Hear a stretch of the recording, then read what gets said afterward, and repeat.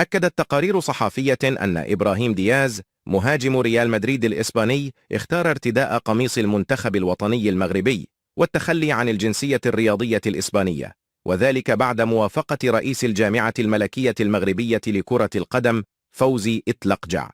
حيث من المتوقع أن يتواجد دياز مع المنتخب المغربي في كأس إفريقيا العام القادم. وأكد المصدر نفسه أن إبراهيم دياز سيتواجد مع المنتخب الوطني المغربي في كأس الإفريقية، وأنه لم يتبقى لحضوره إلى المغرب إلا إنجاز جواز سفره المغربي الذي سيتيح له الحصول على الجنسية المغربية لينضم بشكل رسمي إلى كتيبة وليد الركراكي. ومن جهة أخرى، قام الناخب الوطني وليد الركراكي باجتماع مع اللاعب الإسباني دياز من أجل مناقشة باقي التفاصيل وتحديد الموعد الذي سينضم فيه إلى المنتخب الوطني المغربي.